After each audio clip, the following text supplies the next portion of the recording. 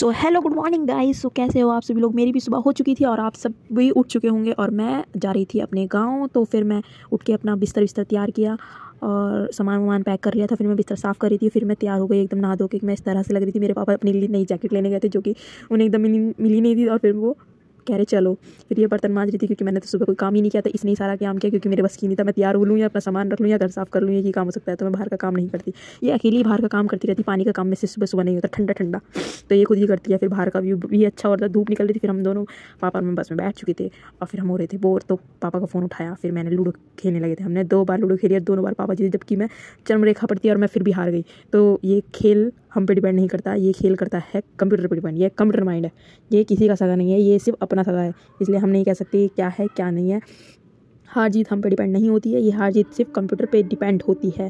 फिर मैं आराम से बैठी थी, देख रही थी कितने लोग थे। ये गंजा नहीं, ये तो पंडित था। अरे ये यहाँ पे अपने आँख नाक कान की दवाई देने लग रहे थे। बहुत बढ़िया तो। अरे भाई ये बोलते बहुत एक ही लहर में है, मज़ा आ जाता है इनकी सुन के तो, वाह। फिर मैं अपनी सीट, मेरा कैमरा इस तरह घूमा कि मुझे खुद को पता नहीं चला मेरा कैमरा कहाँ घूमा। मेरी चप्पल ये रखी। अब फिर मैंने देखो मैं 2 बजे के आसपास देखने लगी थी मिंत्रा की सूट। तो भाई बहुत महंगे भी हैं, सस्ते भी हो। जो मैं देख लेना चाहती थी वो सस्ते भी हो रहे थे, ऐसी बात नहीं। रात में 11:30 बजे मैंने सूट देखा तो जो 1500 का सूट था वो 800 रुपये मिल रहा था। तो वहीं देख के मज़ा आ गया था। ये वाला सूट मेरी बहन ने 1200 खरीदा था, जो कि अब मेरे पर 200 का ऑफर लगा के 800 रुपये का आ रहा था। ये भी सूट देखो कितना बढ़िया लग रहा। मैं भाई सूट में तो मेरा दिमाग ख़राब हो जाता है। मैं ये भी खरीद लूँ, ये भी खरीद लूँ और मेरे पे कम से कम 1 महीना कपड़े ना धो। मेरे पे इतने कपड़े हैं, पर क्या करूँ। मेरी 2-3 बहनें होती थी ना, तो मैं उनको भी अपने कपड़े पहना दी थी। फिर मैंने सोचा नहीं, देखो इधर।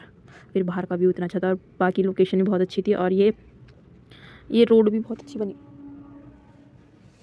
फिर हम अपनी लास्ट बस में बैठ गए थे। फिर मैं इस तरह से देख रही थी क्योंकि बैठे बैठे ही रात हो गई थी हमें, क्योंकि अब 5 बजे ही रात हो जाती है। फिर हम बैठे रहे बस खाली। तो उस टाइम तक जब मैं बैठी थी इसमें फिर खाली होकर फिर ये पूरी भर भी गई थी। उस टाइम दिन था, बैठे लोग रात में थे।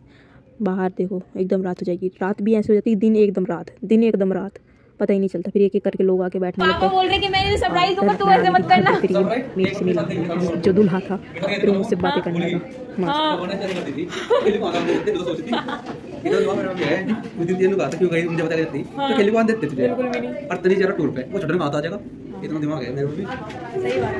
मैं इस बेचारे लड़के के साथ एक बार चली गई थी तो पापा ने मुझे बहुत डांटा था।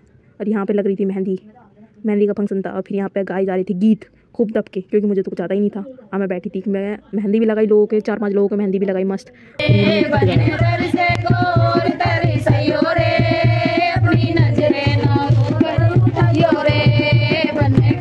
तरह मेरी गुड नाइट गाइस, बाय, मिलते हैं।